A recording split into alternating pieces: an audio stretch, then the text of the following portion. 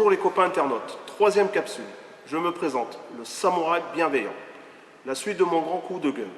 N'oubliez pas que je suis là pour vous, en tant que lanceur d'alerte. Cela ne va pas plaire à tout le monde, mais on s'en fout. Regarde qui veut mes interventions. Aujourd'hui, nous allons parler des zones de frappe autorisées et non autorisées, sauf exception. Mais aussi la gestion des distances que vous devriez connaître. Ensuite, nous passerons au cas concret.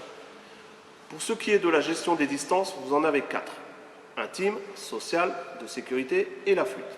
Pour la distance intime, nous serons en contact direct sans déplacement des appuis. Pour la distance sociale, nous serons à portée de discussion, l'équivalent d'un bras tendu. Pour la distance de sécurité, nous serons hors de portée d'un coup de pied arrière. Pour la distance de fuite, nous serons dans une vision périphérique de la situation avec prise en compte de l'environnement pour fuir le danger. Et ma phrase fétiche, c'est la règle des 3T. Tu te tires. Nous allons ensuite passer sur les interdits formels, si attaque à main nue. Les interdits formels vus de face. La tête, la région précordiale au niveau du cœur, la zone costale et ventrale, les parties viscérales et abdominales, c'est-à-dire foie, rate, estomac, etc. Et le triangle génital, ou partie génitale. Les interdits formels vus de dos. La tête, la colonne vertébrale, les zones dorsales, les parties viscérales dorsales, sauf exception, étranglement, une attaque à plusieurs ou avec une arme blanche, etc. Nous allons donc passer maintenant aux zones de frappe. Je vais donc vous le schématiser comme un feu de circulation routière, donc tricolore. La zone verte, les frappes autorisées. La zone orange, des frappes modérées. Et la zone rouge, les frappes interdites, sauf exception. Explication de la zone rouge, donc on revient sur la tête, le cou et la nuque, la région précordiale, le cœur, les parties génitales et la colonne vertébrale. Pour la zone orange, les parties viscérales et abdominales, les zones costales et ventrales et les zones costales dorsales. Pour ce qui est de la zone verte, membres supérieurs et membres inférieurs. Nous allons donc passer sur quelques exemples de différents traumatismes. Sur la zone rouge, sur la zone orange et la zone verte. Pour la zone rouge, les traumatismes peuvent être d'ordre multiple. Fracture des os, hémorragie, troubles nerveux, troubles respiratoires, troubles cérébraux, perte de conscience. Pour la zone orange, les traumatismes sont moindres à frappe modérée. Fêlure des os, hématome. Attention à modérer les frappes dans cette zone. Pour la zone verte, les traumatismes sont minimes. Hématome, choc nerveux, choc musculaire, incapacité temporaire. Quelle que soit la zone frappée, les notions de proportionnalité, légalité et opportunité sont d'application. Maintenant, nous allons passer sur des cas concrets. Au niveau des distances, d'accord? Donc je vous ai parlé de la distance intime, c'est-à-dire on est au contact, au combat. Ok? Je vous ai parlé de la distance sociale, c'est-à-dire on est en train de se parler, on discute, minimum, voilà, c'est le bras étendu. Je vous ai parlé de la distance de sécurité, c'est la valeur de donner un coup de pied derrière on est à bonne distance. Ça, c'est celle que je préconise. Et ensuite, je vous ai parlé de la quatrième de fuite. Ça veut dire que je suis là et là, je peux partir. OK? Maintenant, je vais vous parler de ce qui est autorisé et non autorisé au niveau des frappes par zone. Donc, vous avez 3 zones. La zone rouge, la zone orange et la zone verte. On va commencer par la zone rouge. La zone rouge, c'est de la tête, vous descendez, tout ce qui est tête, cou. On arrive en zone précordiale, viscérale, triangle génital. La même chose de dos, la tête, la nuque, la zone dorsale, viscérale de dos, jusqu'au coccyx. Ça, c'est la zone rouge. On parle de la zone orange, modérée. C'est sur les flancs, sur les côtés, toute cette partie-là, on peut taper, mais modérément. D'accord? Ensuite, je vous ai parlé de la zone verte. La zone verte, membre supérieur, membre inférieur. Alors, qu'est-ce qui est autorisé, non autorisé? Ce que vous risquez, c'est quand vous faites des attaques dures, vous visez au niveau du cœur, c'est une zone rouge. Okay? Mais vous pouvez frapper si vous avez une attaque sur un étranglement, par exemple. Voilà, je peux le faire. D'accord? Mais je ne vais pas me répéter 36 fois le mouvement. Si vous êtes sur, pareil, étranglement, ce qu'on appelle une frappe opportune, je peux monter au triangle, mais une fois, pas 36 fois. Donc, dès qu'il tombe, je fais un contrôle, et c'est très bien. Tout ce qui est en combat, je vais travailler sur, par exemple, si j'esquive un coup de poing, hop, là je fais un contrôle. Ok, je fais un contrôle.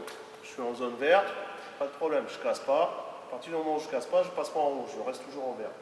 Si je travaille en garde, je travaille coup de pied avant, je clique sur la zone verte au niveau des membres inférieurs. En sachant que si je clique à l'intérieur, ne pas oublier qu'il y a les artères fémorales.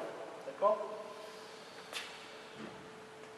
Donc, zone rouge, je ne vais pas taper la tête 36 fois. Je ne vais pas taper le point génital 36 fois. Je ne vais pas taper 36 fois sur le cœur. D'accord? Il y aura des conséquences. Je vous ai déjà expliqué pour la traumatologie.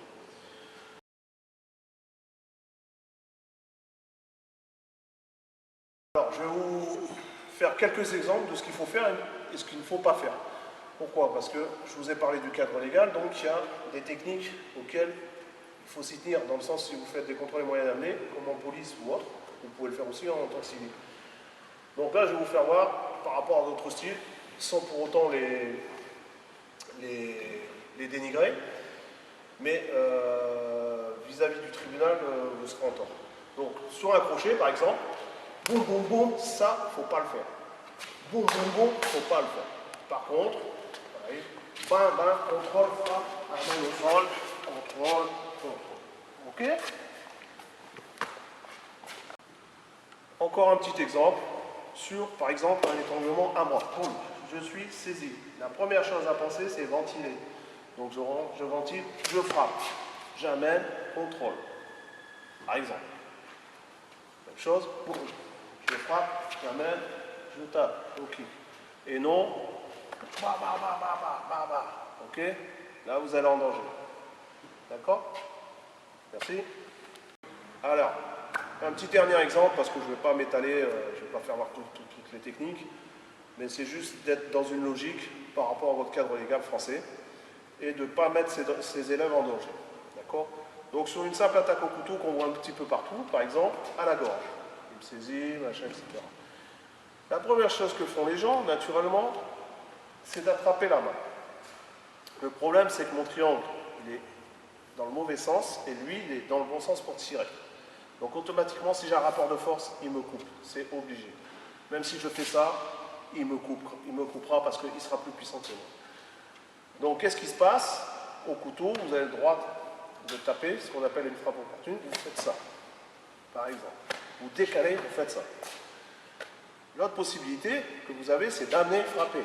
Et ensuite, j'avance. Et je reste plaqué. Okay? Donc, je ne vais pas détailler parce que je ne vais pas donner mes techniques. Donc, je vous fais voir. Bon.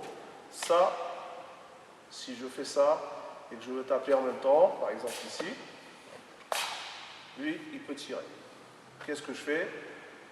J'ai la possibilité d'attraper, d'écarter le danger et d'aller vers l'avant. Okay? J'ai possibilité de frapper ici, d'amener. D'accord? Ce qui compte, c'est d'amener. Boum. Et ensuite, je frappe. C'est tout pour aujourd'hui. Voilà, donc vous avez pu constater, je vais terminer par 3-4 exemples concrets. Bien sûr, je ne vais pas trop développer parce que je ne vais pas tout donner non plus. C'est juste pour vous expliquer de rester dans le cadre légal. Nul n'est censé ignorer la loi. Donc faites attention, protégez-vous. Quand vous êtes dans un club, cherchez un club avec des gens compétents qui peuvent vous expliquer un petit peu le cadre légal, que ce soit en boxe ou n'importe. Parce que ce qui est en salle reste en salle. Ce qui est dans la rue, c'est autre chose. D'accord? Voilà. En conclusion, je fais ces capsules sans haine et sans violence. Regarde qui veut, pas de commentaires ni de like. Sur ces belles paroles, les copains internautes, je vous salue et portez-vous bien. À bientôt pour la suite. Le samouraï bienveillant. Et n'oubliez pas que je suis là pour vous.